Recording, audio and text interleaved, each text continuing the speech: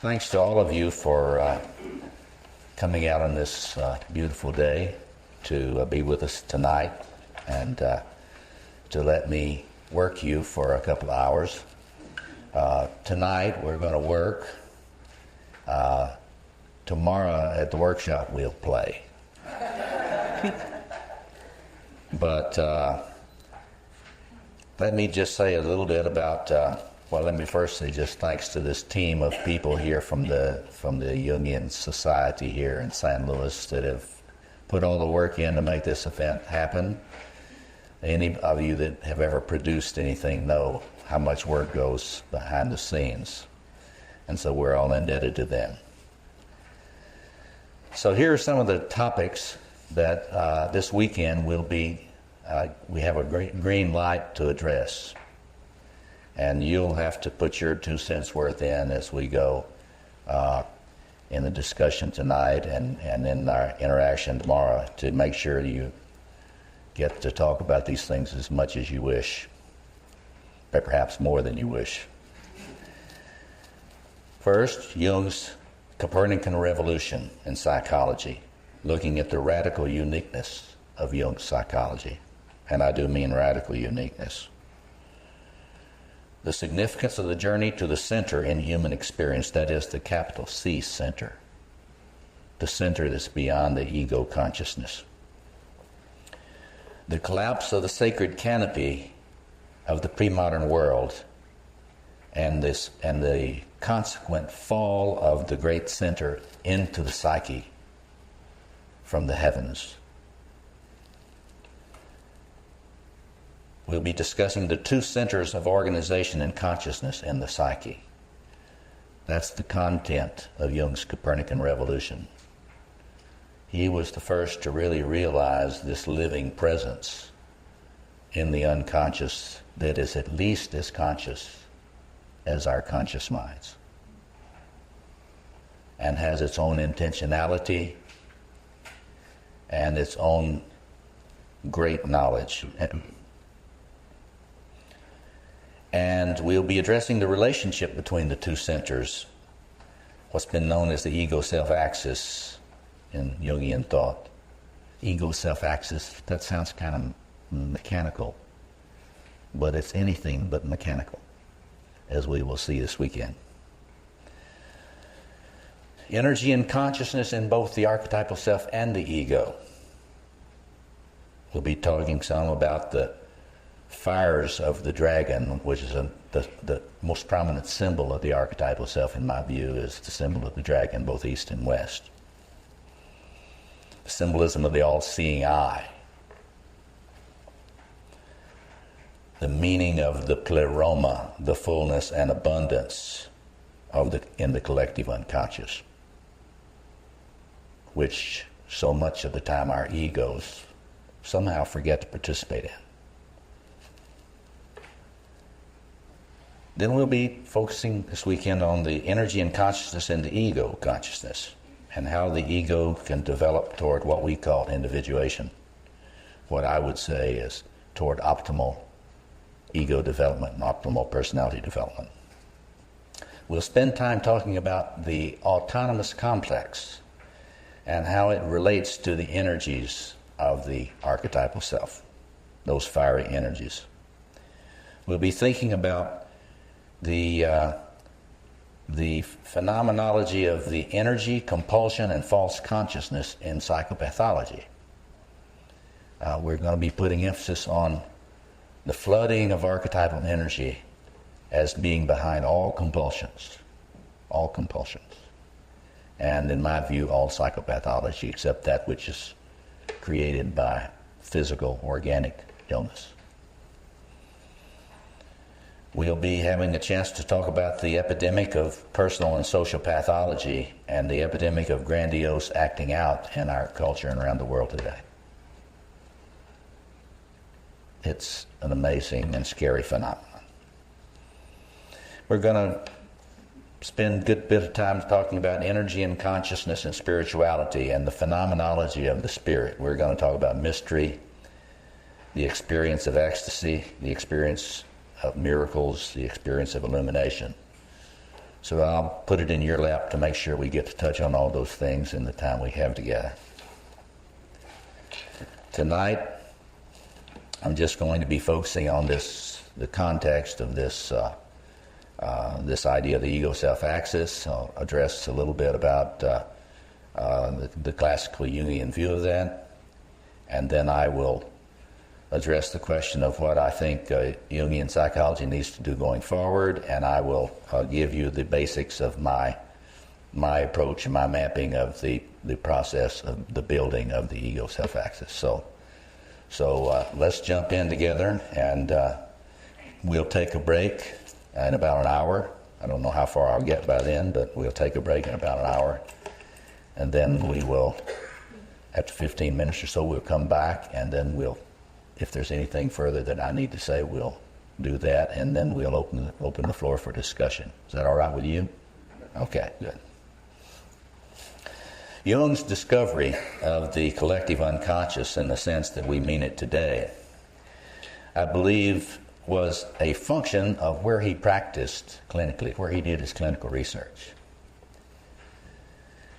The great Freud and Adler did not work with psychotic people very much. They worked with middle class, lower middle class people, but usually neurotics. And Jung had the opportunity to be a research psychiatrist at this great Berkholzli hospital. And that was before the days of antipsychotic medications.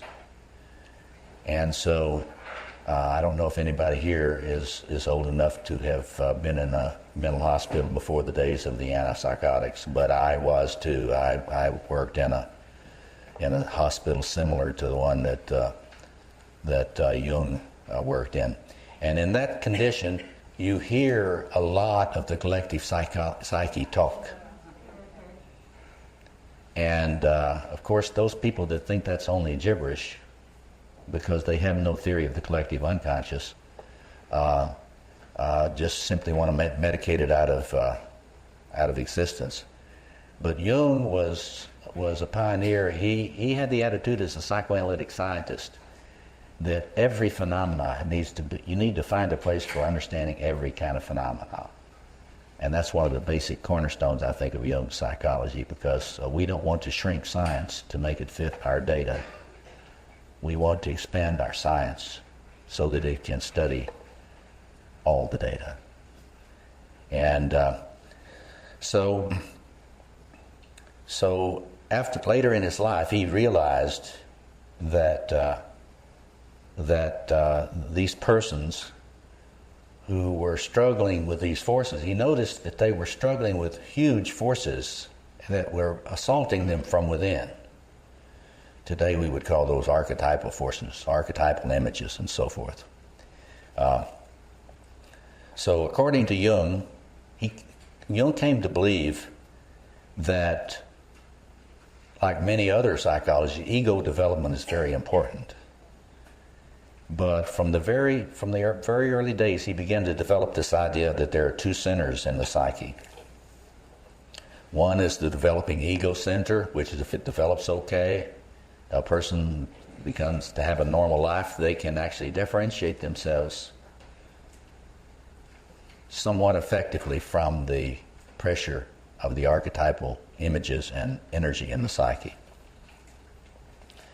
The goal, according to the classical Jungian point of view, is to form an adequate connection between the center, the ego center, and the I, and the regulating center that he thought was in the unconscious, the objective psyche.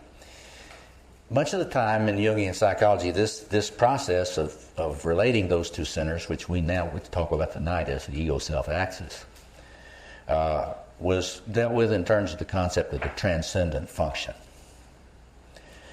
That is, the capacity to mediate opposites in personality and overcome the one-sidedness in the personality through the regulating function of the archetypal self.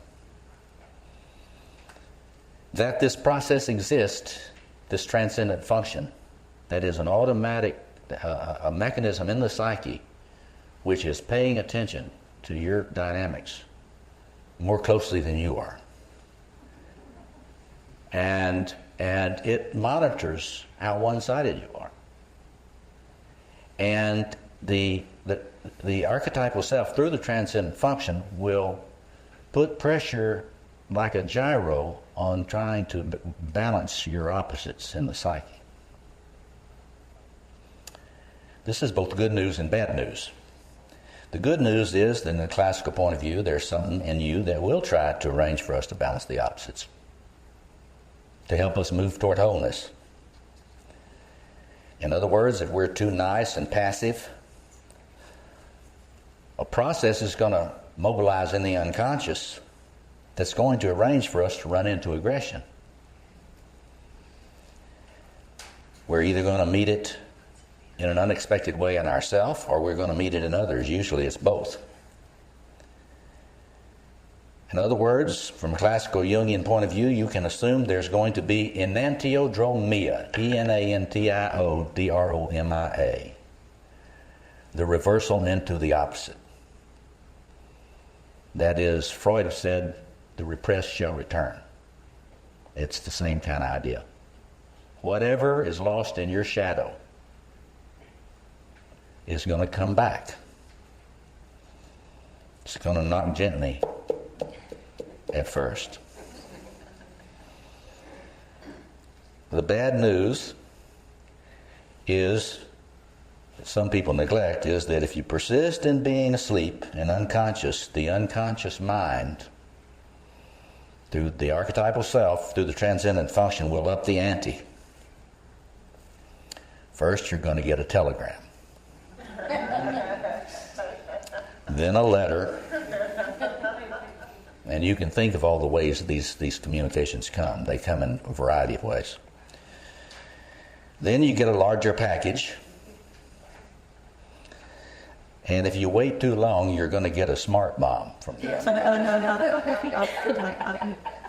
Going to zero right in on you. You've heard of hubris, arrogance. Well, the Greeks had an idea that there was a nemesis. If you're so arrogant as to not listen to the great it, you will meet a nemesis that will have the effect of humbling you, if it doesn't kill you first. The bad news then about the self-regulating capacities of this process is that they are not nice, not necessarily ethical in our view of what ethical is. If we persist in ignoring them, the unconscious will continue to turn up the heat in a way that can and often does destroy people and societies. This is what Edward Edinger means. I mean, the two people that I've looked at a lot on this is Erich Neumann. If you have not had the pleasure of studying his Origins and History of Consciousness, I hope that you will arrange with the Society to have study groups on Neumann's, or it looks like some of you have already done that. That's great. He was brilliant and one of the people I admire so greatly. The other one that I think has so much to offer us is Edward Edinger, and especially his book Ego and Archetype, which many of you have read, and if it's something that's going to be read again and again for new insight.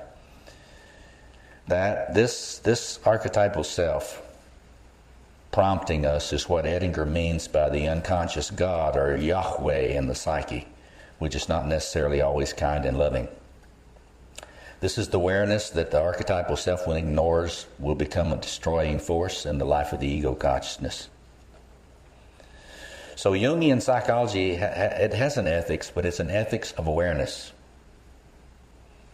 And I would recommend an excellent book by one of my former students, David Robinson, called From Id to Thou, which is a study of Jung's ethics and how it's related to this topic.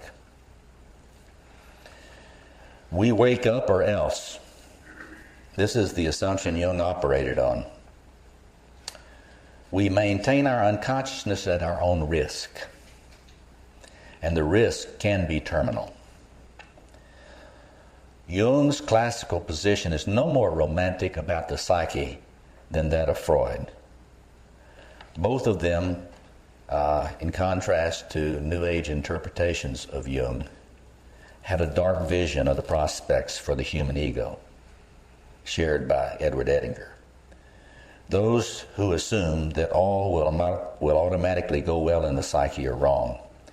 Those who think we can just focus on dreams are actually oversimplifying the challenge. Dreams are tremendously important, but it's got to be a pretty comprehensive, as we'll see tomorrow, it's got to be a pretty comprehensive approach to listening for the voice. Dreams are one wonderful way, but there are many others.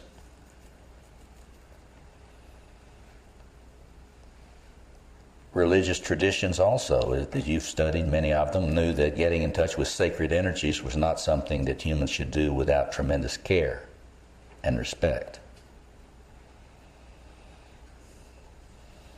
The early Freudian psychoanalysts saw aspects of the phenomenology of the objective psyche, although later Freudians pretended they hadn't done that. They saw that extremely grandiose forces do exist in the psyche, forces that seem to behave as if they are God and seek to colonize and tyrannize the ego. Tomorrow I'm going to be showing you the way that process works. A lot of your complexes, a complex is really what I call a psychic aneurysm, created by the pressure of an unconscious forcing its way in through one of your ego defense boundaries that is not strong enough to deal with the force inside. And so Freudians, and of course they talked about this as the it, and I've taken to talking about it as the it. They had it right, except that they were just describing what happens when you're not respectful and loving to the it. If it's not respected and loved, it tends to get a little testy and maybe want to take over by force. So tomorrow we'll look at some of the ways that happens. We should not, for example, believe that we put I'll talk about being perfectionistic. A lot of us are perfectionistic. But this perfectionism is not coming from us, from the I. It's not coming. Well, we think it's coming from the I, but it's not. Perfectionism comes from a transpersonal organization in our psyche that acts like it's very impatient with us as human beings. What we have to understand is that we have this ubiquity of compulsivity and grandiosity going on now in human beings because our species has a psychic apparatus, a psychic infrastructure that when uncontained and unregulated by awakened spiritual and psychological elders, that's all of you. I'll put that on you. That's what you have. In other words, when people don't find appropriate guidance, you don't have to be an analyst to provide psychological guidance. All of you do it all the time. Those persons are very vulnerable to being possessed by the objective psyche. In my view, Edinger was the best representative of classical Jungian analysis, lifting up fundamental assumptions of Jung. Other people have focused more on complexes and typology and things like that. Edinger focused on the great self within and the central importance of you getting on good terms with it, so that you can become all that you have. You can develop all the talents that you were given for this particular life. Individuation is about becoming the optimal self that you, with your gifts, could be. And whether you're 20 years old or 70 or 75 years old, there's still an optimum that the great it is trying to get you to realize. I am sure of that as I stand here, and I work with people from their from their late 20s to their mid 80s. And I see it operating in all of them.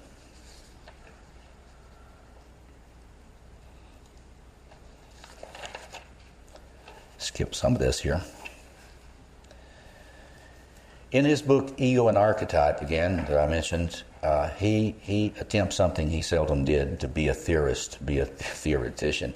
He generally, if you read his books, he's got many wonderful books, and I hope you will make an opportunity to study all of Edinger's work. He really teaches like a rabbi.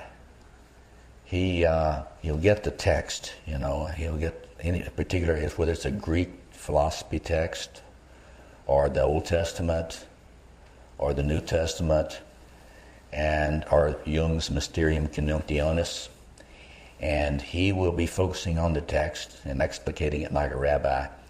And then you got to keep your eyes open and stay awake when you're reading Edinger, because he will drop in these interpretive paragraphs where he'll tell you what it really means. That's an amazing thing. We need sometime before too long, we need to focus in on all those paragraphs, because he never wrote a book where he strung all those paragraphs together. The closest was his Anatomy of the Psyche book, right? And the one, I don't know whether you've seen it, but the one that came out posthumously called The Science of the Soul. The Science of the Soul is one of my beloved textbooks. So anyway, as development occurs, according to Jung and Neumann and Edinger, the ego has got to see itself as grounded in the archetypal self, that is its foundation. What is this archetypal self? Well, one way to think about it is it's all of your archetypal potentials all the way down to the primal physical energies of the universe. You mean it goes all that way down? Yeah, all the way down to the turtle, the bottom of the world. I'm working with some scientists now through a research institute, and it's amazing now what the empirical physical research scientists are thinking about the nature of reality. And many of them are coming to the view, which they are not going to publish yet because they would lose their career. They're having secret conferences. But they're coming to the view that energy is conscious. That energy is conscious. This is going to have a lot of inner influence on us Jungians as we try to understand the foundations of the archetypal self. In other words, how deep down does it go? How wide does it go? How is it in my body alone, or is it manifest on a much wider basis? The physicists think much wider basis. So anyway, as we look at classical theory, we don't see a theory of a little s self. We don't see a Jungian parallel to the work of Heinz Kohut and his idea of the nuclear self. As you'll see as we go tonight, in my neo-Jungian work, I instead of having two centers, I am envisioning that there are really three. There's the archetypal self, which is all the codes, and the generator of energy, that is the source of all your creativity, all your brilliance, comes right out of the archetypal self. There's the ego consciousness, which is that, we could call it the system ego, which is the amount of consciousness you have attained to date, and how much you have been able to realize what these forces are that are working on you, and how much you have gotten the capacity to facilitate your integration and to resist invasion by these things. So there's the ego. That's in classical Jungian analysis. I'll be talking this weekend about the development of another thing called what I call the system self. which is, in effect, the internal structure, the vessel, the temple within that you have to build in order not to be a borderline personality disorder. And it is, as the Heinz Kovacs followers, he often said, you either have a self or you don't, meaning the little s self. The little s self has to be developed, and it's a construction process. Good news is a borderline doesn't have to stay borderline if they get really, really good guidance. Yeah. Now, Jung knew how hard it was for an ego actually to begin to differentiate from instinctual flooding. And in that he was like Freud. The struggle to emerge from instinctual or primal forces that fuel compulsiveness in us, whether compulsiveness about food or sex or alcohol or work. I won't ask for the show of the hands of the workaholics here. We see compulsive violence, the compulsive abuse of power in both corporate and religious institutions, along with an incredible fascination with things. It's clear that there's an archetypal drive behind all of that. And that in order to carry forward Jung's tradition, we need to be investigating in his way, in his tradition, to be continuing his work, to be investigating these great forces in the psyche and what human beings under our care need in order not only to access these energies creatively, but to regulate them creatively so that they do not become demonic in their lives or in their communities or in their world. Now, when I say under their care, I don't mean just psychological care. I mean under our political care, under our religious care, as well as our psychological care. Because this flooding compulsivity that occurs because people do not know about the archetypal self. Other psychologies don't even have a concept which can help them see this. And therefore, they are useless at helping us deal with this problem. Now, that's too strong. Not useless, but very ineffective in helping us deal with the problem. Some theorists and therapists in other schools think that you can actually be cured of the grandiosity problem, as if you can analyze the archetypal self away. I want you to think about that a moment. This is the most primal structure in the psyche. You're not going to analyze it out of existence. You're likely to go out of existence long before it goes out of existence. So you can see the importance of us trying to understand this better. We need to be able to communicate this better in education so that we understand that overactive children who can't regulate their own activity, they're not just being bad kids. That's not what's going on. They are struggling without adequate equipment to be able to deal with all the force and pressures in their personality. And as our eldership and our mentoring capacities have gotten worse in the last, especially 2 decades, it's been deteriorating for a while. But the children have less and less help in being made strong against the pressure of these forces. And so what do? We medicate them. Well, you know, medication can be something you turn to in the absence of adequate nurture. But this is huge. We'll talk about it some more tomorrow. But here, following Jung, these are the questions we need to be working on in the future of Jungian psychology. I'm just going to go into them, the questions, and then I'm going to give you my answers to these questions.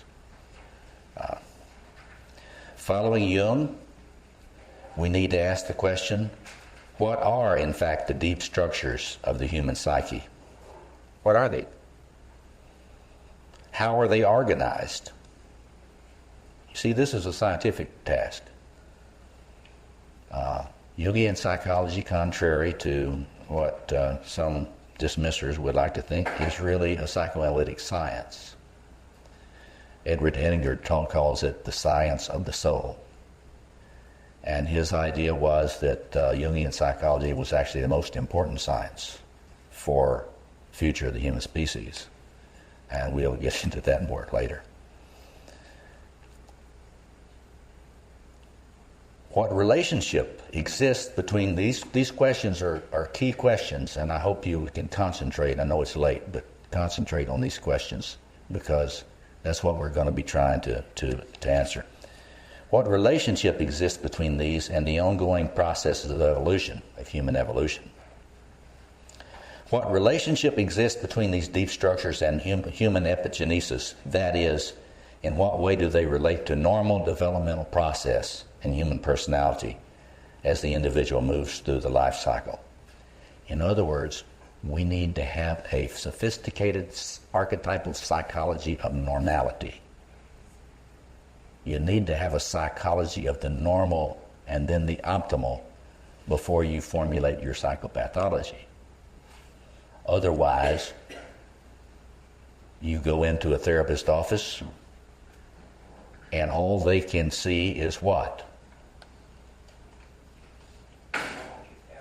Your diagnostic and statistical manual category. The DSM-4 and soon to be the DSM-5. You know, you become a category. And most therapists today do not have a clue about the plumbing that underlies all of these phenomena in the DSM-4. I am amazed. Almost, very few have an integrative theory. Well, if you want to know what Jungian psychology can provide, if it's really studied, to all of us is an integrative theory of the human. An integrative theory of the human. And these days, contrary to the detractors, there are a lot of brilliant Jungians who are relating Jung's thought to contemporary science. I might mention the work of Anthony Stevens, and there are many others. For you college students studying psychology, Anthony Stevens' book called Archetypes Revisited is a study of the evidence for archetypal psychology that's in the other sciences. So when people tell you that there's no scientific basis for Jung's psychology, just present them a little, tell them to read this Anthony Stevens book. What role do these deep structures play in our attempt to account for differences in the formation of human personalities? Put it this way. How is it that we get so crazy so different ways? Because, we can go around the room here tonight and we got all these incredibly unique ways to kind of get crazy. And I'll compare mine with yours any day. But surely tomorrow I will be talking about different trajectories of integration. And we don't start at the same place. We each form our beachhead on personality integration in a different place. And that means that our struggles are not symmetrical with each other. That you have had a unique journey. And it doesn't mean your journey was any harder or any easier than anybody else's, necessarily. But your journey has been unique, but they're all, according to the leadings of the archetypal self, they're all trying to get you to a similar place. And that is a kind of a radiant optimal for the person that you can be. So what are the implications of these deep structures for the understanding of the way in which psychopathology is shaped? The more we study these archetypal structures, the more we begin to realize there's a kind of a geography of psychopathology. I'll show you my map of it tomorrow, one that I and Theodore Milan, a great research psychologist, have come up with.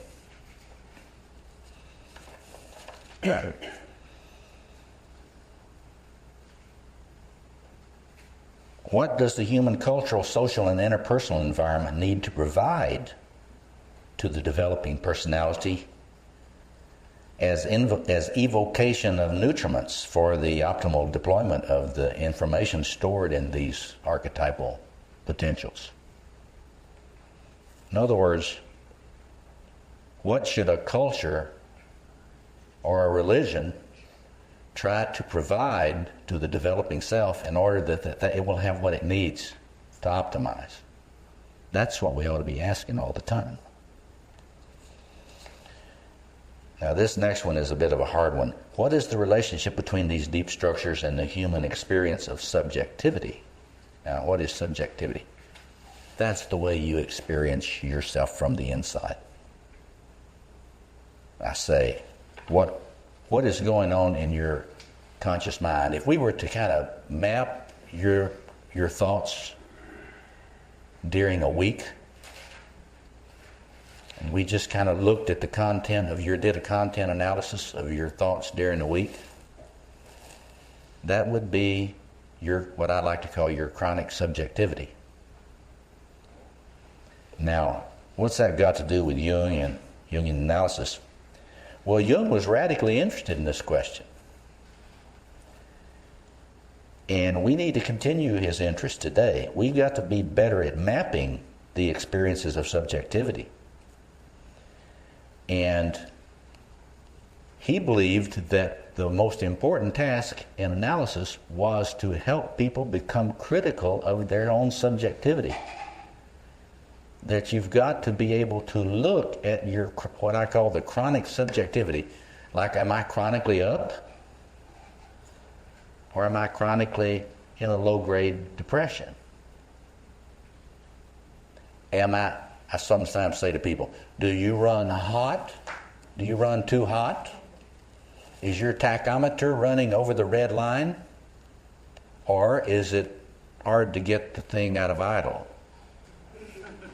Right? Because different people are at different places on that. Well, your chronic subjectivity, there's a meaning in it. And analysis is about kind of learning to ask the question, well, why is this what is always on my mind? And is this life-serving, what is almost always on my mind, or is it death drive phenomena? So what is the relationship between these deep structures and the recurrent patterns Jungians have found that emerge in human mythic imagination, ritual practice, contemporary cultural creations, and spiritual experience? That was where the early Jungians focused. And I'm concerned that the quality of investigations into the symbolic treasures have not improved in recent years. There was a time that when to become a Jungian analyst, you really had to have studied extensively in the history of religions and history of mythology and the history of religions. There's less emphasis on that now. There shouldn't be, because there's all this material that Jung didn't have access to, such as what is known as the new comparative mythology, that Jungians have not studied. And so there's all this material that we could use to carry Jung's work forward, and it's waiting for workers in the harvest. So you can be a part of that research. And tonight we're focusing on the question, what would a mature human being be able to do if the deployment and integration of these coded potentials of the collective unconscious were good enough? In other words, how good could you get? How healed could you get? What is good enough to vastly regulate? And then the next question, which we're going to try to get into a lot more tomorrow. What would happen if the deployment and integration of these archetypal potentials were optimal? That is, taken to the zone of what we call creativity and flow. The flow of the Tao. What if we were in the zone with the archetypal self? This is what you and I need to think about as the realm of the further reaches of the individuation process. And this is the place that the individuation process interfaces with integrative human spirituality, or at least should.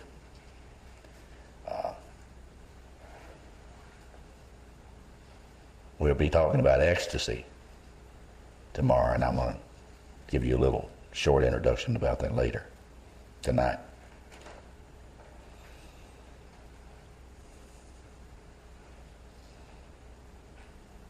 The sociobiologist E.O. Wilson called for a new attempt to bridge the physical sciences and the humanities in moving toward a sense of consilience. You've probably heard of that, C-O-N-S-I-L-I-E-N-C-E, in human knowledge. That is a new integration between the cultures of the humanities and the sciences. Now, knowing E.O. Wilson's work, he undoubtedly did not have us Jungians in mind when he was writing that. But we should remember that the great anthropologist Victor Turner, in a conference I was pleased to sponsor, in which we brought together neurophysiologists, radical theologians, and Jungian psychologists. Victor Turner gave a lecture there at the University of Chicago in Breasted Hall in the Oriental Institute. And he noticed the promise of, he's the greatest anthropologist in the world at the time of his death.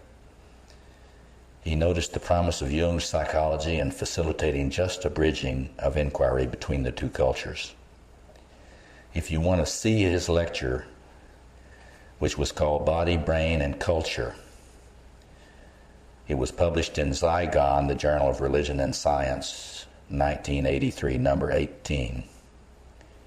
It is an amazing essay showing the promise of Jungian psychology as a bridge between the physical sciences and the humanities, or we could say cultural sciences. He envisioned the role of Jungian psychology in offering us an integrated model for research into brain, culture, and personality in a coherent scientific inquiry. So, this is a tall order. This is a tall order. And if you start looking at all these challenges of Jungian psychology, you may be put you back on your heels a little bit. Might feel a little despair.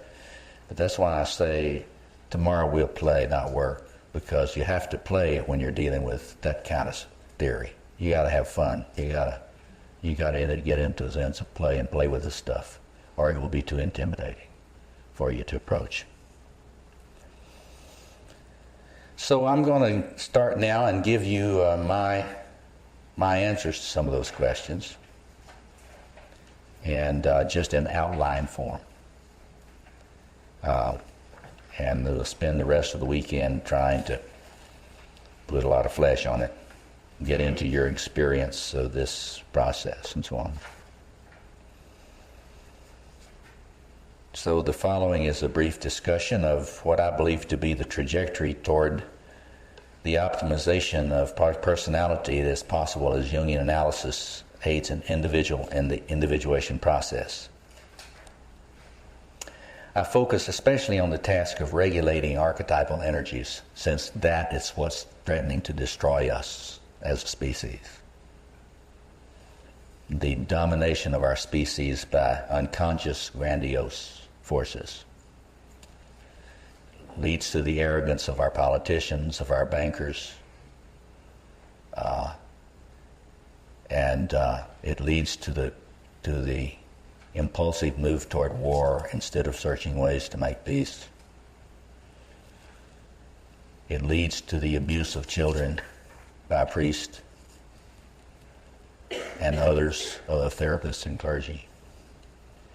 So this is an incredibly important agenda, and Jungian psychology is uniquely positioned to address this challenge. As I said to you before, I believe we must make a distinction between the archetypal self, the ego, and what I call the system self.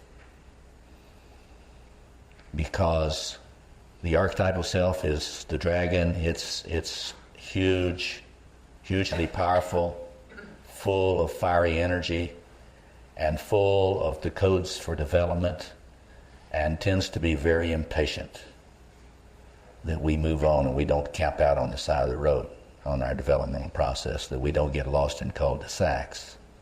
It's very insistent. And the system self is a concept we need because we need to face the challenge of building an inner vessel which can contain a lot of energy in the cup of our little s self without splitting, without cracking, without fracturing. When you act out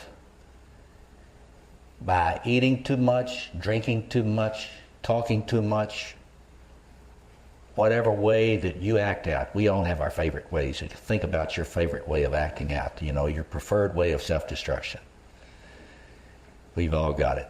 I always like to ask people, well, tell me now, if you're going to snatch defeat from the jaws of victory, how are you going to do it?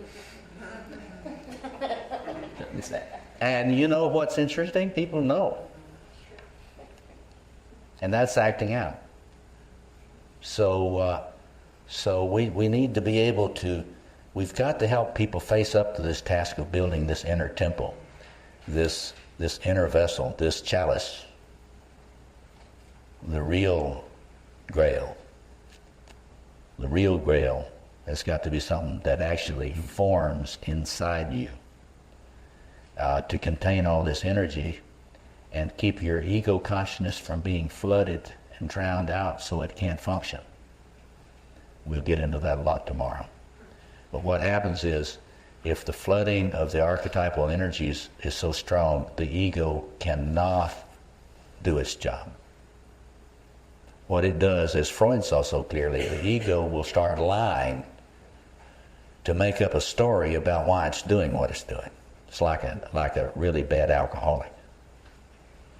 The ego will put you into denial because it can't stand the fact that it can't stop doing what it's doing, so it'll make up a story. Well, this is really why I'm doing this. I just like to drink, So that ego's not working too well, right? Second point. So there's that distinction between those three things. The archetypal self, the system self, and the ego. They're three distinct things that have to have attention. Second, the octahedral crystalline structure of the archetypal self provides the codes and the energy needed for the actualization of an optimal personality. Jung intuited that the structure of the self was an octahedron. You can see that in the collected works. And he never stopped thinking that the philosopher's stone was shaped like a diamond, like the idea of the diamond body. But he gave up on trying to articulate very much about it and turned to doing typology more.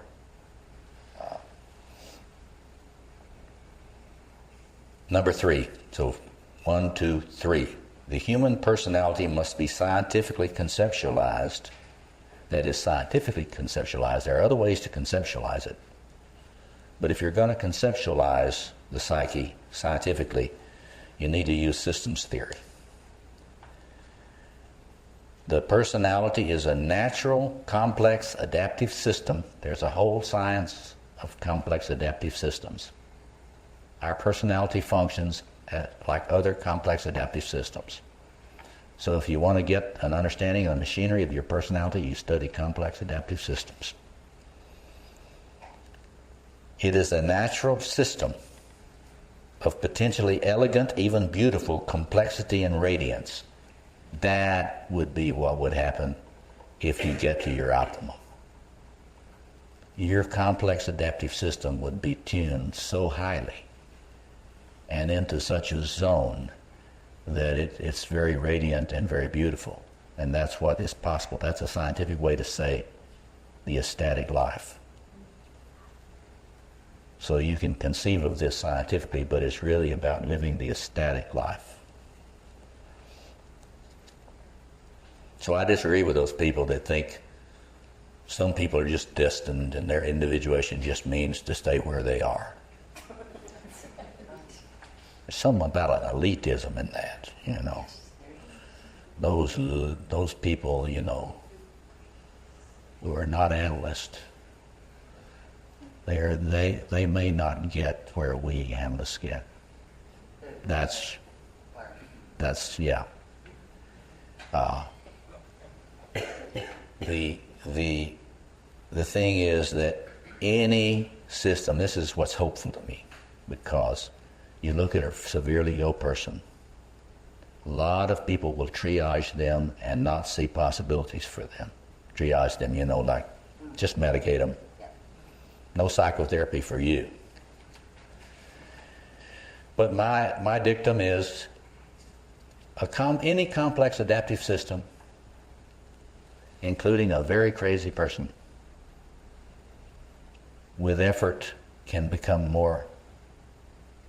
better organized. And I have systems theory to back me up. I have system engineers to back me up. I work with system engineers and they explain all of this stuff that I'm talking to you tonight in systems engineering concepts.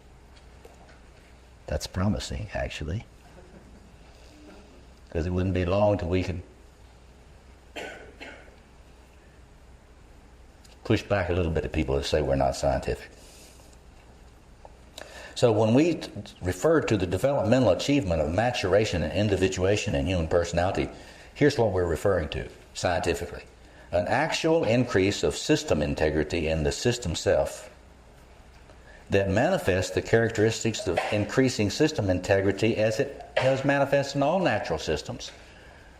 An engineer, if you get an engineer friend who's a systems engineer and you ask him, well, what's a system like when it becomes more elegantly organized? They can tell you. There's this big word, resilience, today. How many of you have heard of resilience? It's an important word, and we all need to learn it more. It means, can you take a licking and keep on ticking? That's what resilience is. So if you get hit by something and it knocks you back on your heels, can you come back? Can you come back and start out again? Your personality is a complex adaptive system, and to the extent that it is better organized internally, it gets more resilient. And so we got to admit that if we help people to get more integrated, they're going to have more stamina. They're going to have more capacity to get up again. They're going to have more hope. And they call it positive psychology today. Positive psychology, which focuses on the capacity to say yes to life and focus on what you can do to improve your system. So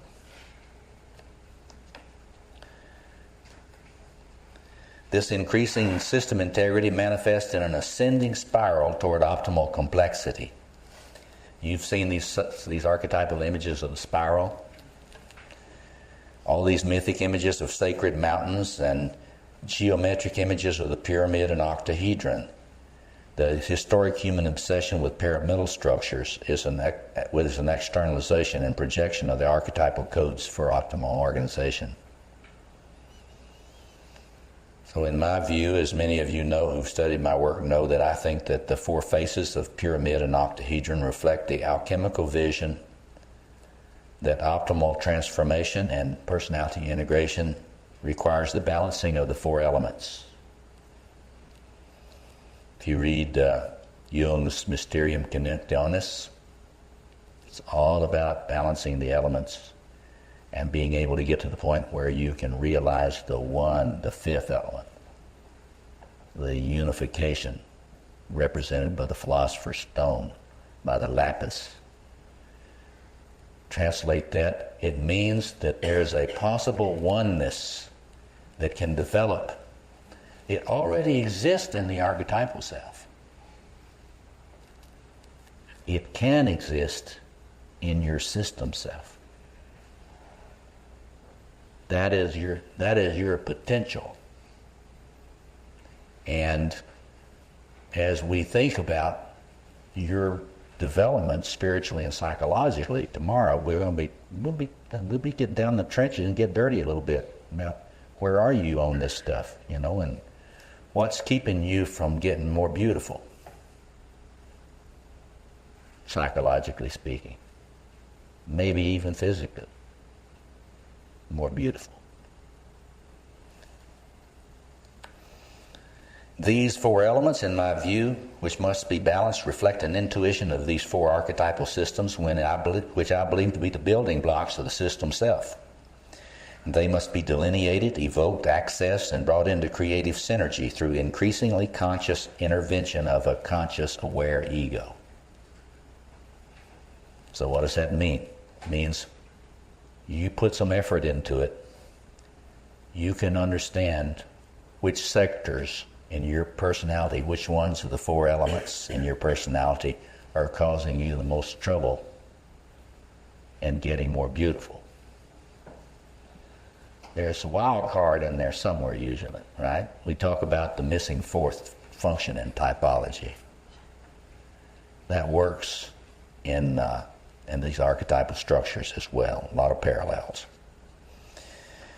These four structures were first discovered, in my view, by Tony Wolff, and I believe were the source of tension between Jung and Tony Wolff that led to their sort of falling out. Jung was focusing mostly on typology, and Tony Wolff said, no, there are four structural forms in the female psyche which are not typology. And we'll see the diagrams of that tomorrow. These have been further analyzed in my work, and they consist of centers, systems, archetypal systems for centering and nurturance. That's the king and queen archetypes, the royal archetypes. Systems for aggression and efficacy. That's the male and female warrior archetypes. Archetypal systems for detachment, reflection, and contemplation. That's the male and female magician archetypes. And systems for affiliation and sexuality and community, male and female lover archetypes. Taken together, these four archetypal self-functions and their 8 archetypal expressions are the psychological structures, in my view, denoted by Jung's concept of the quaternio and double quaternio. I've written about this several other places, and focusing on this, I'm working on this big theory book called Decoding the Diamond Within now. Editing takes forever, friends. Write your book and then get people to pray for you when you're trying to edit it. The ego, therefore, is the actual conscious development of awareness by the individual personality, the actual conscious development of awareness of the powerful archetypal forces in the matrix from which it is emerging. In short, ego development is synonymous with the improving capacity to be critical of one's own chronic subjectivity and to be aware of the need to differentiate from the objective psyche, especially where it's flooding you or where you're over-identified with it. When I was 40, I thought I was the magician archetype. Didn't help anything else in my life either. Finally, ego development, real ego development. What is ego development? It's a capacity. It's a capacity. You need to develop a capacity. And what is that capacity? The increasing capacity of the individual to intervene consciously in the task of bringing the archetypal systems of their personality into balance and optimal regulation. So how do you know you got a fully developed ego consciousness? When your ego is able to be aware of what tends to destabilize you, and when your ego has been able, with help of course, that you need, what is true humility? It's knowing your limits and getting the help you need. It's all it is. You get the help you need to learn how to look at where stuff is destabilizing you, and then to be able to build your immune system there, your psychic immune system. Fix that aneurysm that's making you unstable. Do you follow that? That's what it means. That's what we used to ego strength. Well, that's the ego strength. Ego strength, you don't have it until you can do that.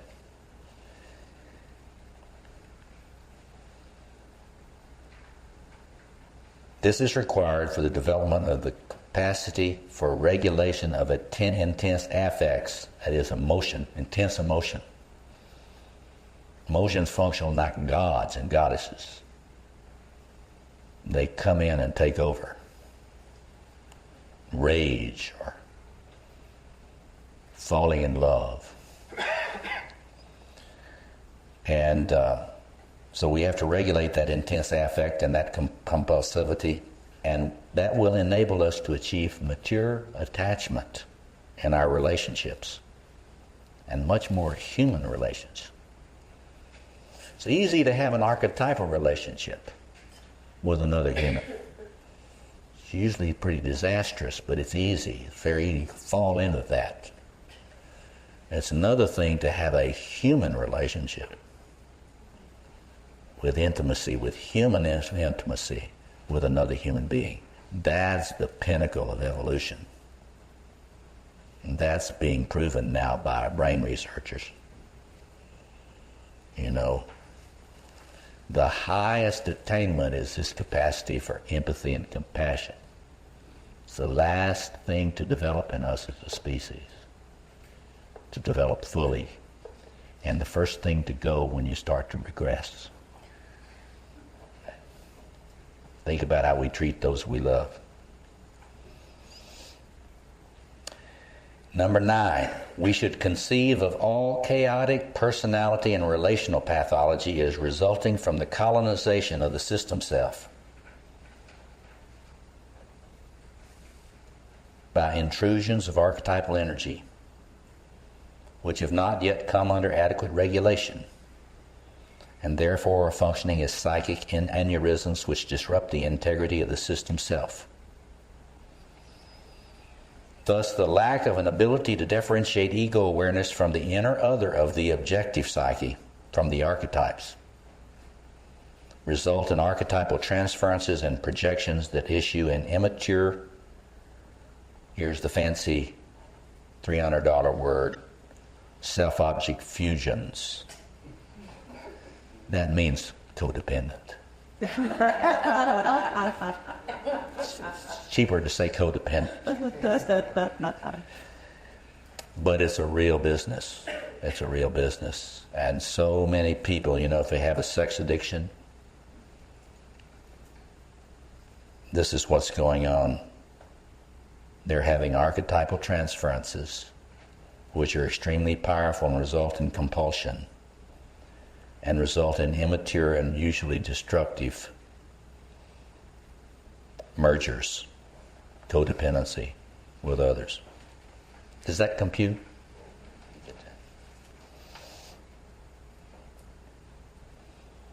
Therefore, any lack of differentiation, I'll say it again, from the archetypal self will result simultaneously in a psychic aneurysm, an autonomous complex, we call it. In my view, that's what an autonomous complex is. It's a psychic aneurysm. I'll show you a diagram of it tomorrow. These intrusions will manifest in a symptom picture that reflects archaic manifestations of the archetypal systems that still remain inadequately accessed and regulated.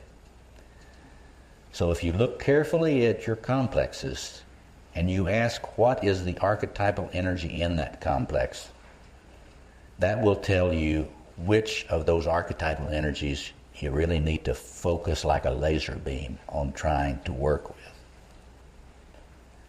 And you will need to figure out what archetypal energy balances that energy.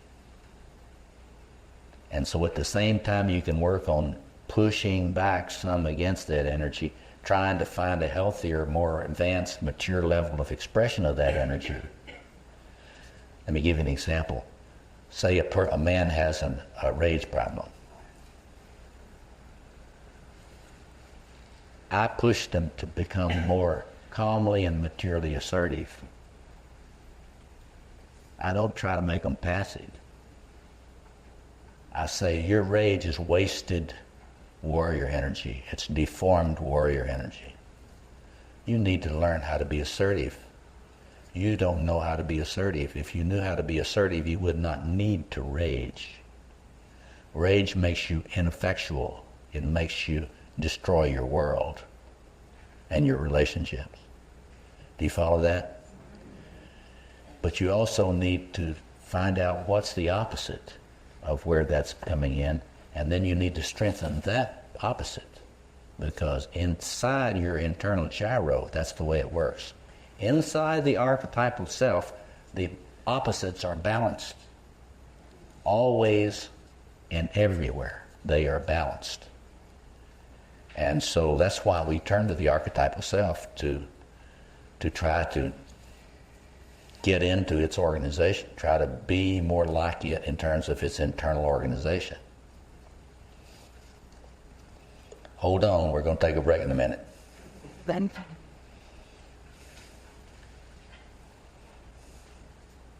So archetypal functions that are split off from your conscious mind because you're not sufficiently aware yet will be manifest in the form of your transferences and other projections, your immature aspects of your relationships, and in the form of compulsive acting outs of various kinds. Now, there are two aspects of the shadow.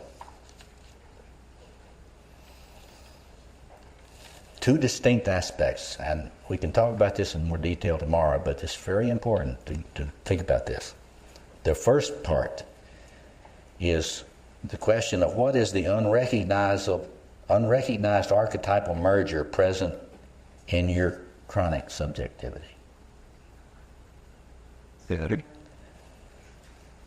What is the unrecognized archetypal merger and flooding that is affecting your chronic subjectivity? Say, for example, I am a workaholic, see. I won't say that's literally true, but let's just take that for example. I am being invaded by the warrior systems in a way I don't understand. And I think that I'm just somebody that loves to work, or that has to work. I just have to work. Let's go on vacation. I can't stand vacations. What would I do on vacation? You talk me into going on vacation with you. I take along my briefcase and I work while I'm on vacation and see if I can't mess up your enjoyment.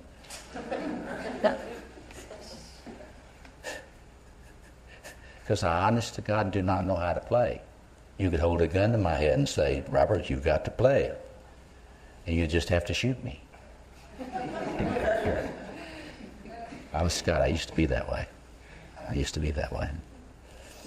But anyway, so if you look carefully at your chronic subjectivity, what is in your subjectivity? What is in your consciousness all the time? Is it work? Is it always work? Or is it sex? Is it always sex? I know some people that, if it moves, they want to undress it, If it moves, they want to put their tongue in it, And it's compulsive, it's kind of funny, but it's compulsive, and it doesn't help them get on with their lives too much, right? Because the lover system knows how to hang out, knows how to be here now. It doesn't understand work. It doesn't understand planning. It doesn't understand tomorrow. It doesn't understand linearization. It could not deal with Stephen Covey's 7 Habits book if it had to. If it was a matter of life and death, And there are people they're so eaten up with a lover that they, and they need to get themselves together. But you give them that Covey book and they'll never read it. And they, honest to God, will not. I'm not just kidding. This is true. I am kidding a little bit, but it is true. Okay. One more, number 10, and we'll take a break. Okay, the other one, I'm sorry, thank you. The second part of the shadow is what it is that you're not comfortable with in your archetypal repertoire. Like, what keys on the archetypal piano do you never play on? So in your conscious mind, you play on a certain set of keys. There's a full symphony of the archetypal world. Your conscious mind has certain aspects of the symphony playing. You got to ask, what never gets played in your conscious symphony? Because there's all the aspects of the keyboard and the symphony that are in your unconscious. Those are projected. So you have to ask, what archetypal contents are you not friendly to? Are you not comfortable with? And those you project on other people. We'll talk about that tomorrow. Look at your friends, because some of your archetypal contents will be projected on some of your friends that are different from you. And they will often just willingly carry your split. And a lot of friendships are based on the split. You carry my shadow and I'll carry your shadow, and as long as we don't grow, we're going to do fine. I won't talk about marriage in that context. Okay. So those two, do you see the difference? One, it's full in my conscious mind, and I don't even know how dominated by an archetype I am in my chronic subjectivity every day. And then the other is what I'm not on good terms with, and then I just externalize it on other people, places, things, institutions, theories, whatever. We even displace a lot of our radiance on people we consider more beautiful, celebrities. The cult of celebrity is people putting significance on people out there because they fear feeling more significant. We'll talk about that tomorrow. So, number 10, then we'll take a break. This progression of organization in the system self, in the developing inner structures, proceeds in an ascending order of levels of integration, in which pay attention to this now. There are 3 different quantum leaps in creative organization that occur. The first one, psychotic and borderline personalities are extremely tenuously organized.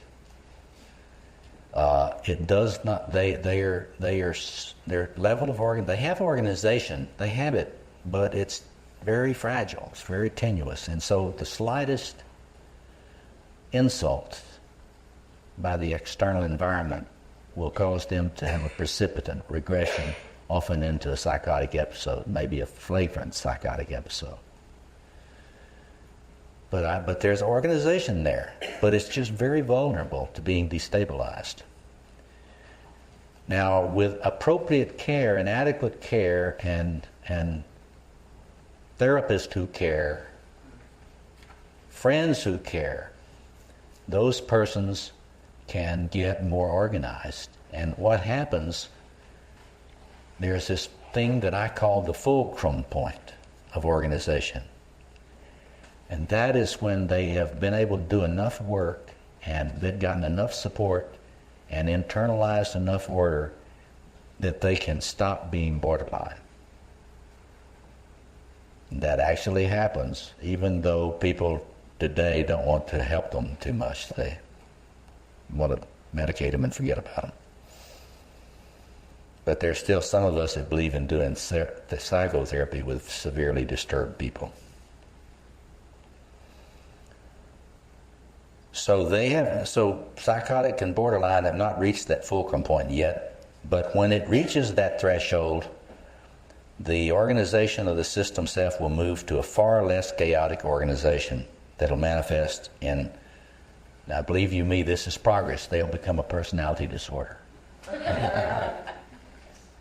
I mean that literally clinically.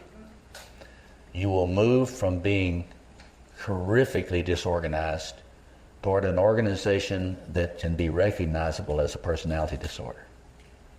Because a personality disorder is progress. It is an increase in organization. And I'll show you more about that tomorrow. But so that is the first threshold. As the ego continues to gain an awareness, agency, capacity for regulative intervention in its personality, the improving system integration can proceed until the second threshold of creative organization is reached. This is the point at which all four of the archetypal systems start working synergistically together. They will start working in synergy, at a basic level of synergy. Now, when that happens, they are in a rudimentary basic balance and mutual regulation. That's when the person becomes what I call a high-performance personality. They're very impressive to see. There are many of them around. You've probably got a lot of them right here in your group. And that is persons that are very productive. They can be assertive. They can contemplate and analyze. They learn from pattern recognition. They're able to make ties with other persons and form relationships that are less chaotic. They are able to develop a sense of vision, know what they want, begin to make plans to go and get what they want, and often become extremely creative and successful. So that's the second level, and that's a long way from that first level to that second level. It takes a lot of work, but it's doable. It's doable for anybody that works hard enough, I think. And then after the break, we'll talk about the third level. So let's take a 15-minute break and come back at about 10 minutes till 9, and I will finish this. Now we're going to focus on the farther reaches of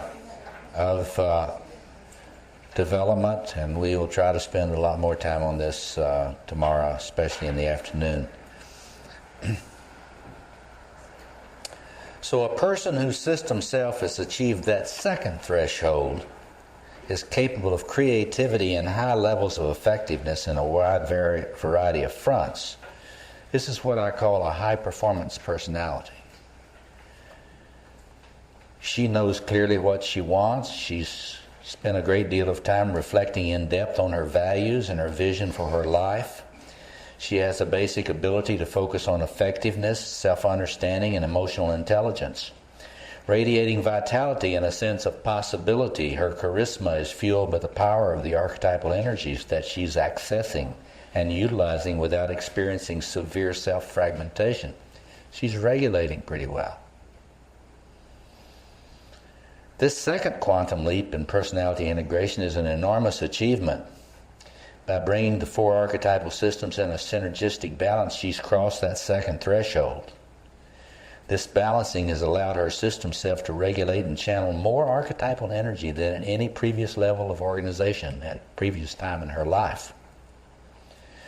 See, before that, the energy leaks out before you can use it. Now she can use that energy much better. The system self, her system self in previous levels of development always began to fragment and dissociate before achieving the full cup of abundant psychic energy. If this person simply stays at this level of organization and doesn't grasp the remaining challenge of system integration, she will commonly experience a repeated cycling. First, she'll have the rush of creativity, ecstatic flow, and high self-esteem, but it will be followed by a nagging sense of disappointment, depletion, and depression in the sense that something is missing. Now, this is not a manic-depressive personality or a cyclothymic personality, but there is a sudden cycling. You see this in people that win Nobel Prizes and win Academy Awards and win Pulitzer Prizes. You read their biographies and you'll see this.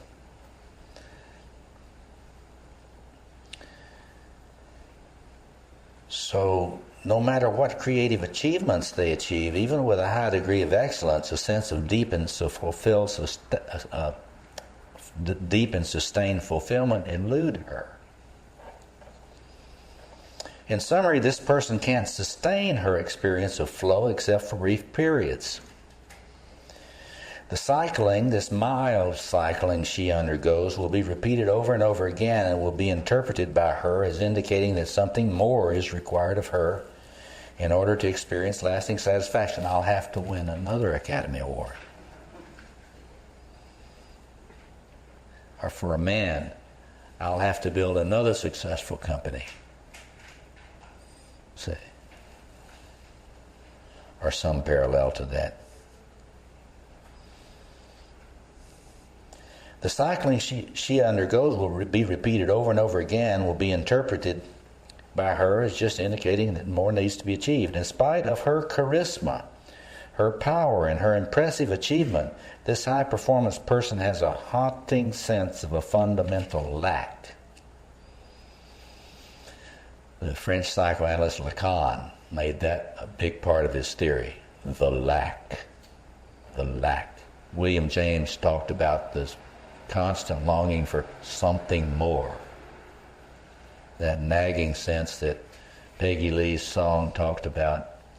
If that's all there is, then let's have a party. You know, if that's all there is, so I'll regress into my lover. So there is one continuing regulatory problem in the life of this high-performance person. The archetypal self does not stop pouring its energies into the system self merely because the latter has reached its maximum regulation capacity through the balancing of the four elements. So the cup has gotten very level, and it holds a lot more now. But nobody turns off the valve of the archetypal self. And so the archetypal self keeps pouring archetypal energy, dragon energy, into the personality. And this person has not developed their spiritual life yet, because they think they are achieving all this. And they're full of pride about it, that they still feel, something is missing. So these archetypal energies continue to pour from the self with the result of the inflation of the system self. So you see this diagram in Edinger's diagrams. We'll look at some of them tomorrow. So there'll be a flooding and overstimulation of this person by grandiose energies that inevitably generate anxiety and set off psychic defenses. And these defenses usually take the form of depression, related unconscious trickster phenomena that are for the purpose of cooling the overheated, overstimulated manic energies now overwhelming the woman's regulatory capacities. So they still have a regulatory problem because they haven't been able to formulate what the Jungian Copernican revolution says is necessary. You have got to find a way to relate to that great center in a way that you can take that energy when it comes in, and when it gets too much, you give it back. You give it back. That's what sacrificial rituals are about. That's what rituals or sacrifice are supposed to be about. So you receive it, you give an offering. That's why Jung was fascinated by transformation symbolism in the Mass. Because the Mass, the symbolism of the Mass, symbolizes the way in which you receive, you bring forward, you bring it forward to be consecrated again, you give thanks, it gives you feed again, and then you keep the cycle going. The cycle is a flow. It's a mutual flow between you and the divine. It is modeled beautifully by the Mass. Jung was absolutely fascinated by that. So it's easy to see why so few who reach the level of this high-performance personality are able to make the transition to the level of what is real optimal personality integration. That is the higher reaches of individuation. In the achievement of such high performance, the ego almost inevitably experiences an illusory sense of its own radiant glory, called hubris by ancient philosophers. Jung sometimes referred to this phenomenon as the mana-personality phenomenon. The illusion lies in the tendency of the ego to assume consciously or unconsciously that the state they're experiencing, this creativity and productivity and high performance, is the product of its own capacities, its own creativity and inspiration. This, for those of you that study philosophy and theology, this parallels the defiant self of Kierkegaard.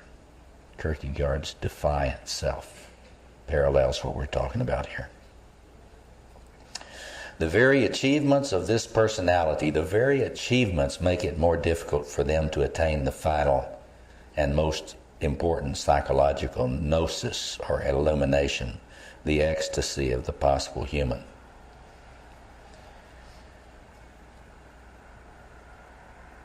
Remember, I talked about from psychological concept to ecstatic communion. That's where we're headed right now. So here we approach the level of personality functioning which most other theories do not even envision, much less facilitate. And here the Jungian approach to personality and psychotherapy most clearly demonstrates its superiority to other approaches to psychotherapy and psychoanalysis. This is the threshold at which the analytical process moves from the behavioral and cognitive process of the educative stage of analysis to the higher levels of transformation and the creative organization and fulfillment of the personality. This individual now stands on the threshold of the third and last quantum advance in the creative organization of the system self, of the personality system. The remaining challenge is to move to the level of optimal personality functioning by developing and nurturing what Neumann and Edinger called the ego-self-axis. This somewhat impersonal term, in fact, refers to the achievement of a conscious, respectful, ongoing, and even lovingly tended relationship between the ego and the archetypal self. The relationship between the two psychic centers, the ego and the archetypal self, must now move into an intensely personal and increasingly ecstatic communion in which the ego seeks to relinquish its pretensions of being alone in its inner world, and to acknowledge that it is never alone in its psychic matrix, no matter how much the ego may desire to suppress awareness of the ubiquitous presence of its great inner companion.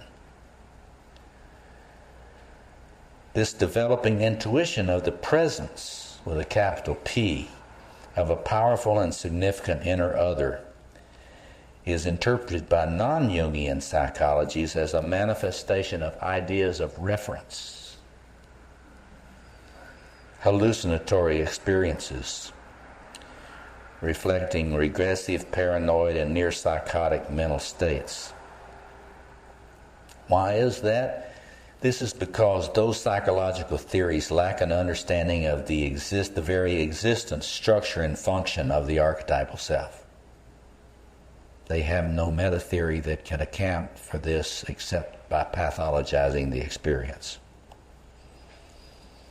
An intuition of this great inner other, this dragon within, this radiant jewel within, can issue not just from ego failure, but also and normatively from the conscious achievement of the highest level of ego development possible for a human personality. The achievement of this new humility on the part of the conscious ego will result in a transformation of the quality of cooperation possible between the ego and the forces of its instinctual and archetypal ground. Whereas before, the ego related to the unconscious in an impersonal, though increasingly respectful manner.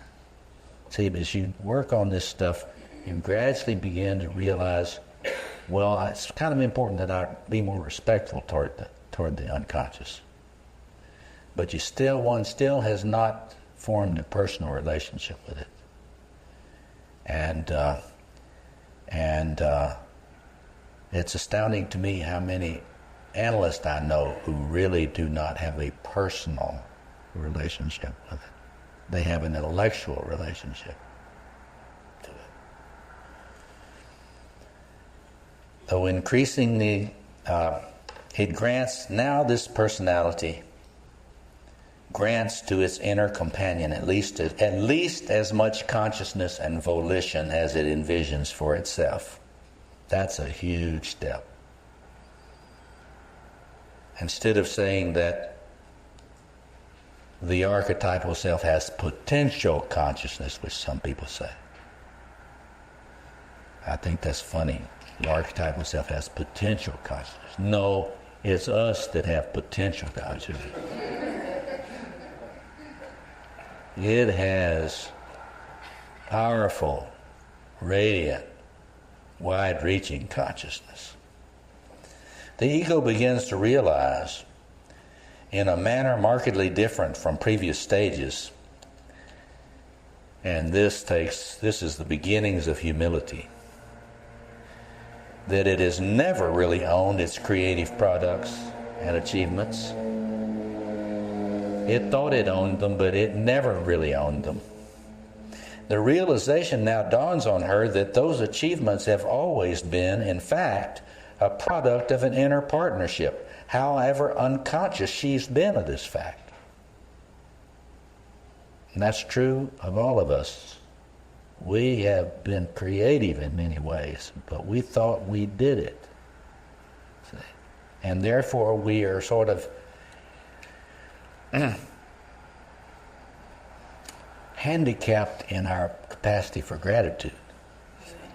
We're sort of handicapped, challenged in our capacity for gratitude. At this point, the individual usually experiences a recognition that she has been arrogant in ascribing her achievements to her own creativity and personal prowess. This Recognition is accompanied by a sense of remorse and a desire to do something to communicate to the inner companion her gratitude for the inspiration and energy being provided and having been provided by that inner other. The ego has now achieved what Edward Edinger called a sacrificial attitude toward the archetypal self, a fundamental requirement if there is to be any continuing progress in deepening the creative partnership between the two inner centers of sovereignty and agency in the personality. This fundamental requirement is the reason for the prominence in the human psyche, mythology, and ritual phenomena of the archetype of sacrifice. This archetype aids the ego in realizing 4 fundamental psychological facts. 1, there is a great other. 2, it expects something from me. 3, there will be negative consequences if I do not respond to it with respect and an authentic offering. 4, if I do treat it with respect and love and give it what it needs and requires, then the quality of my life and the life of my community will be enhanced.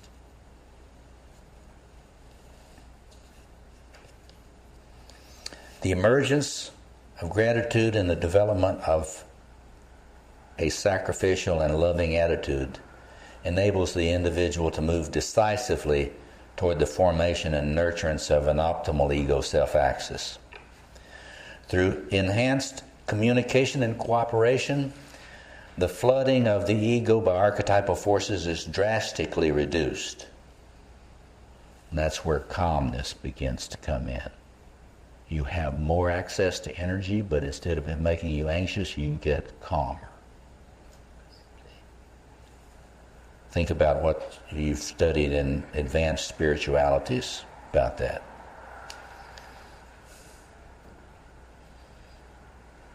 There's significant movement made toward an optimal and ongoing creative cooperation and partnership between the conscious ego and the self, thereby enabling optimal system self-integration and self-realization.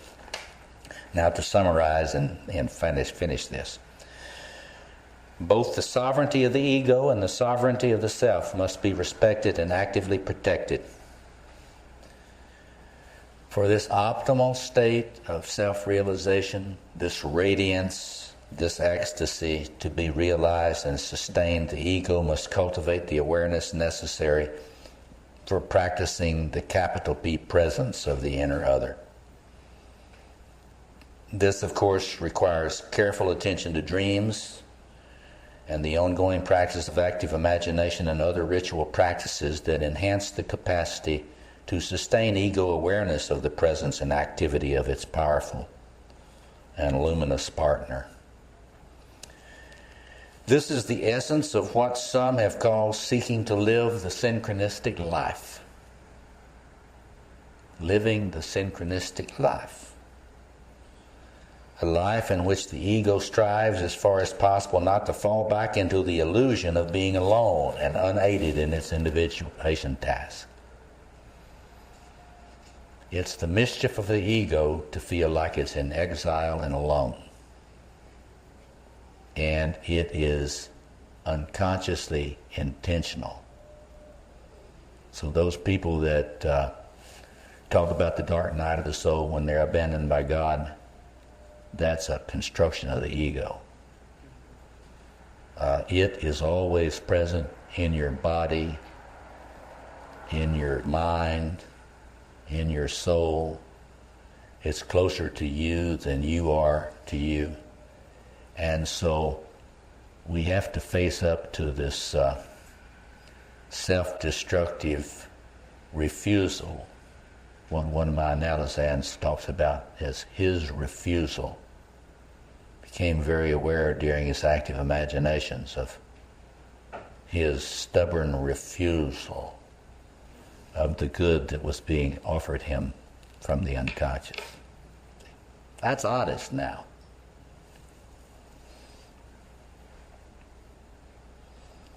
This is the foundational and a basis and psychological basis for the creative use of spirituality, spiritual practices and disciplines which enable the ego to practice the presence in a sustained and dependable manner.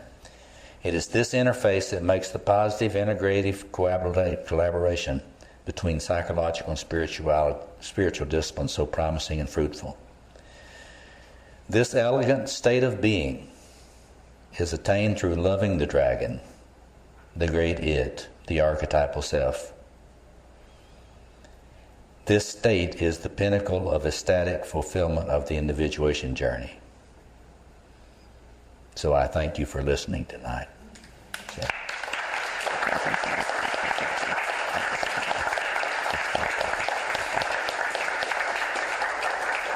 We'll have a chance to go into that a lot more tomorrow. So we still have a few minutes to discuss a little bit before we send you back to muse on these things. Yes? You mentioned talking about the fourth form.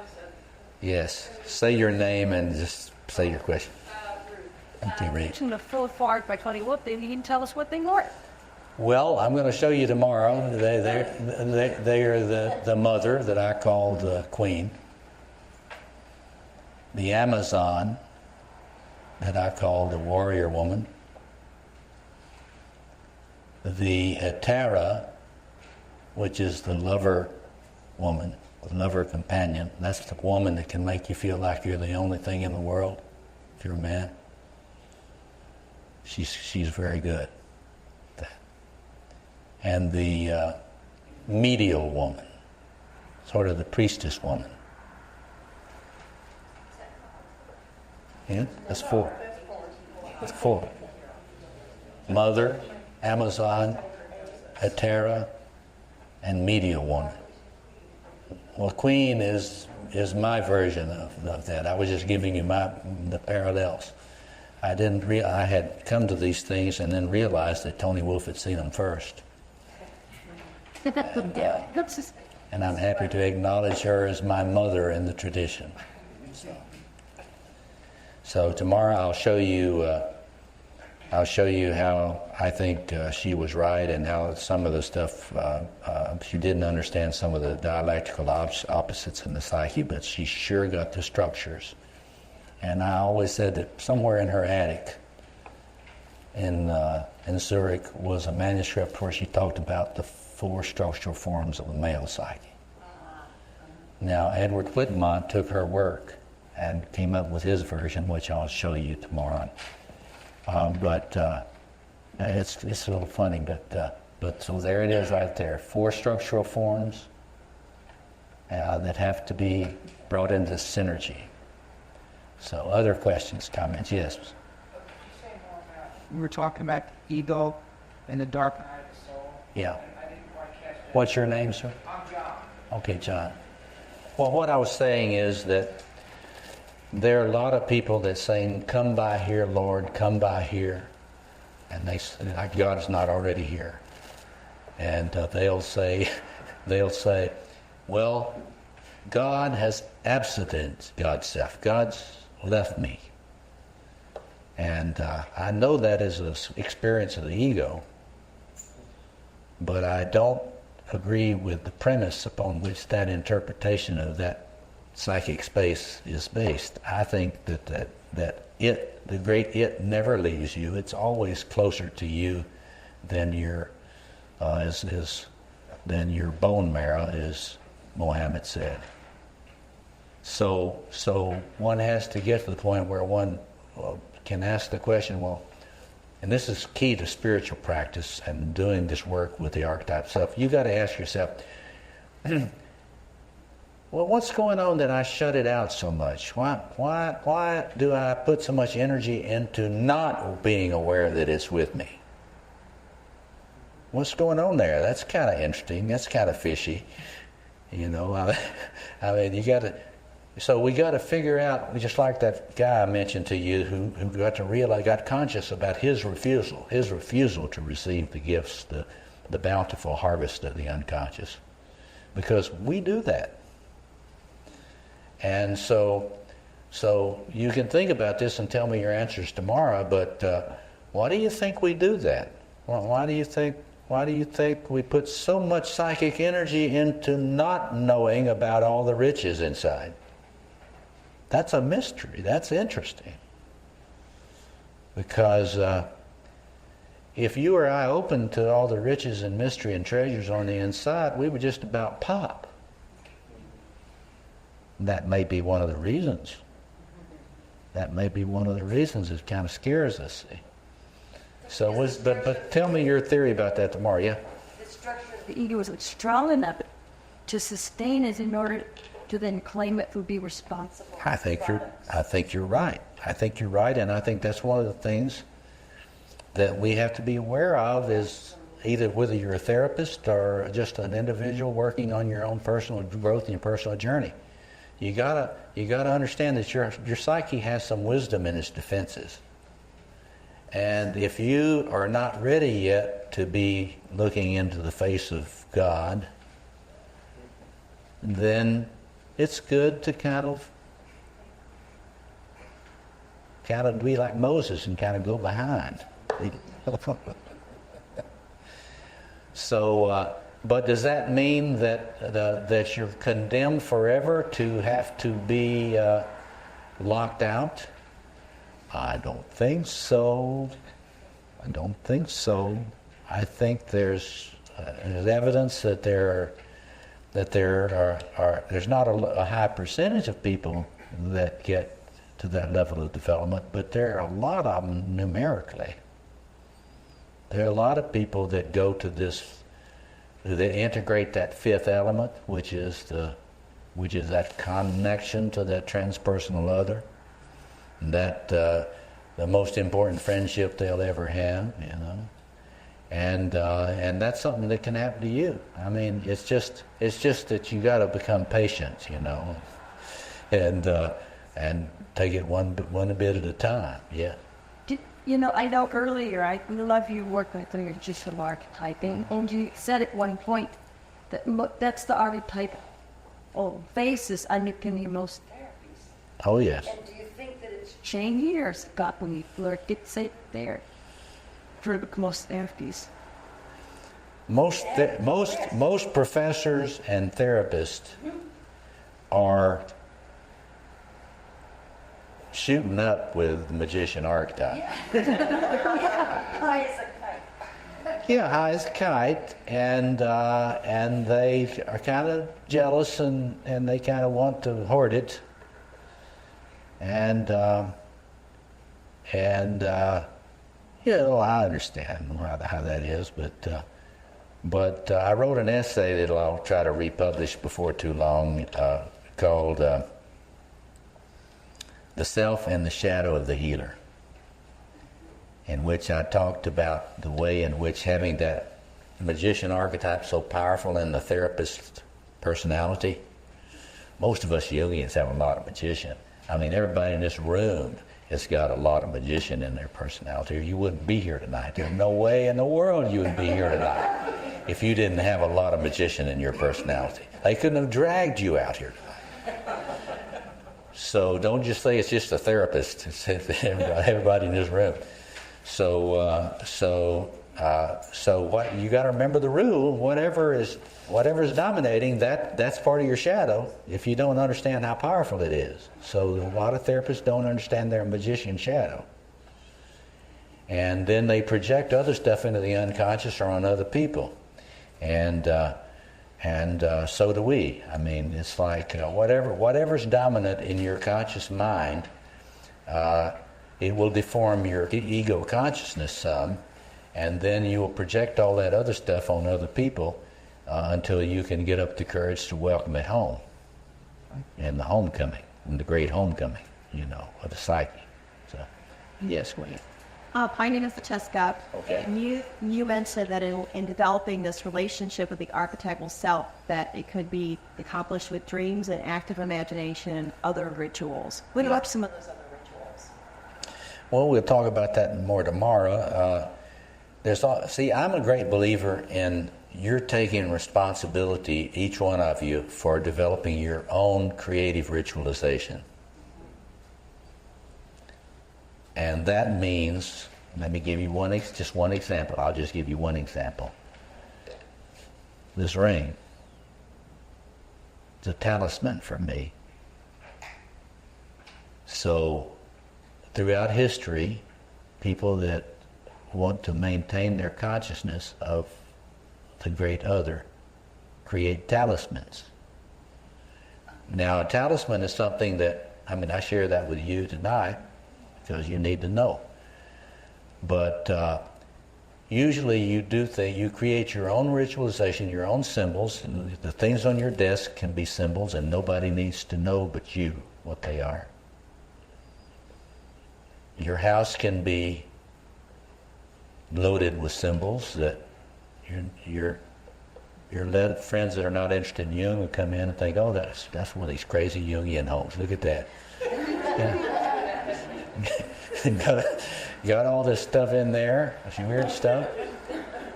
But it had meaning for you, see. So in my consulting room, there are a number of objects that keep me constantly aware that it's not a dyad when I'm working with someone. It's triad. There's me, the person, and it. And it is the most important one there. So my ring, this has got a diamond on it. This has got diamonds. It's a reminder of the diamond body, the diamond within. So I never am without a reminder that it's with me. See, I had this thing made for that purpose. So that's what you do. Whether you can have certain jewelry made, and then consecrate it, have it consecrated. That's what's always been done. That's just one form. Talismans are one thing, and they can be integrated into your daily practice. But there are many other rituals. I recommend that you develop your own psycho-spiritual treatment plan. Pretty elaborate. If I was working with you, I would want to see it. I would want to see the outline pretty soon. And it would be your creative development, not mine. And it would include things that meaningfully express these things for you, not for me. Yeah, go ahead. What's your name? Hey. Okay. Kat, what I'm wondering is when you recognize that there's a part about structures that you need. Yeah. So out of that, Yeah. can you go after that? Yes, ma'am. Very active and assertively. Yeah, sometimes in classical practice, we're a little too passive, but not all classical practice. You know, active imagination is active imagination. It's not passive imagination.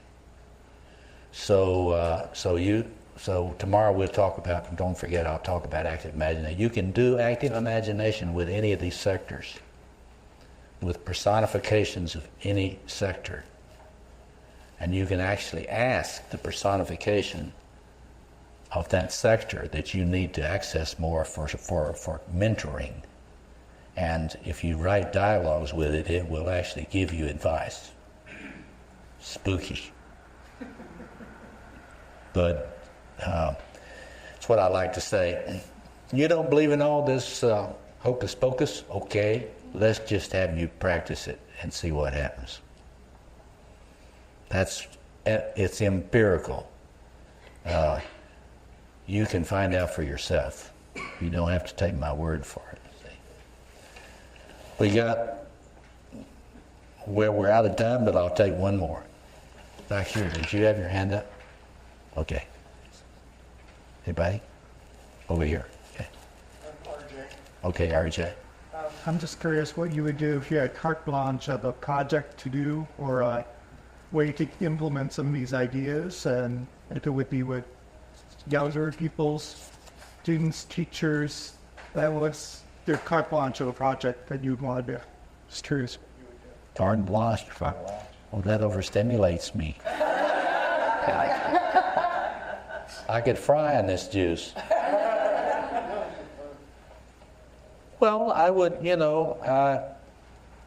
I would gather around a team of theorists and practitioners and start imagining a holistic approach to psychoneuroimmunology.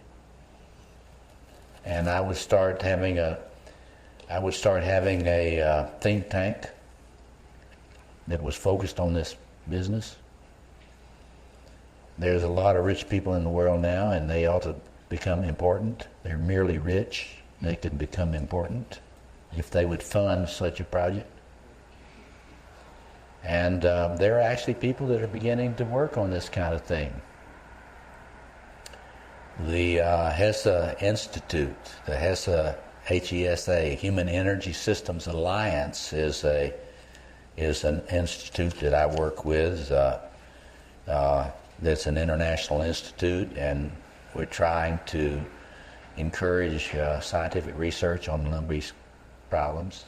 Try to experiment with, for example, experiment with meditative techniques with children in schools.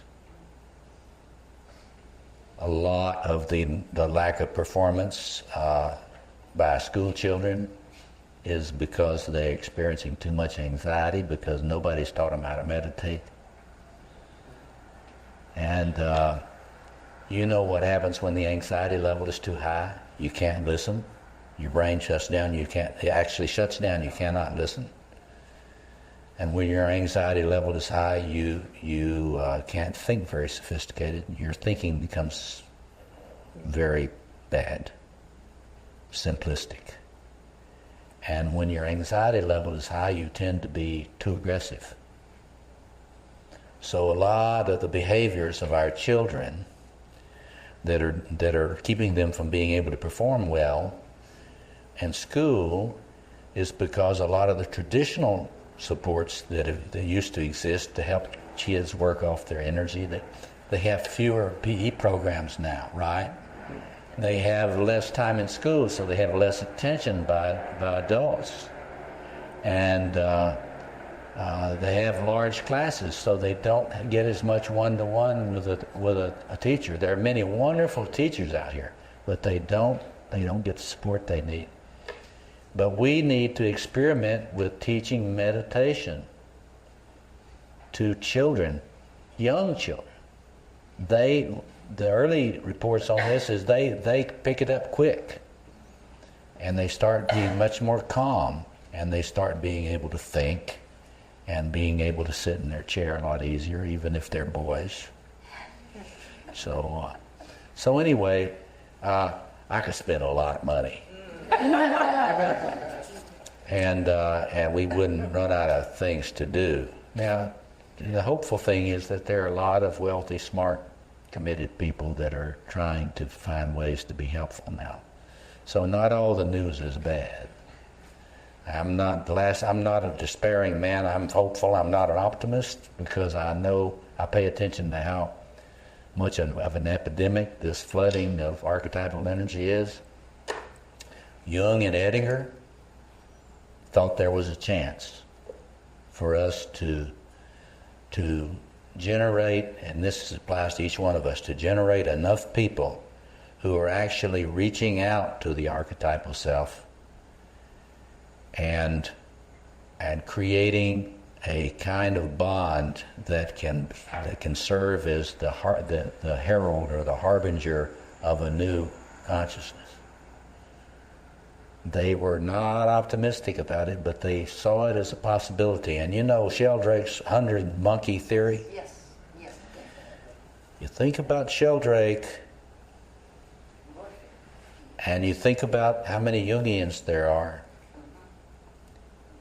and you think about how many more men and women now are really trying to take it up a notch, as Emerald says. Try to take their integration up a notch. There's a ground for hope. And systems theory is another ground for hope. Because you know in systems theory, if one member of a complex system in an organization or a society, if one member gets more beautifully integrated, It affects everybody in the system, and the other people in the system cannot resist it. Everybody functions better. So if you ever get into the idea that your work on your personal development is meaningless, you got to give that up. Your work on your personal development affects the star systems. The scientists now actually think that's literally true. So anyway, I want to leave you with that hopeful word, and I hope many of you can come tomorrow. And those who can't, I hope you will get one of these catalogs. There's a lot of more of material along these lines on my website, robertmoorephd.com, and so and there's more coming. So again, I want to thank all of you for coming out tonight and giving me the chance to talk about this stuff.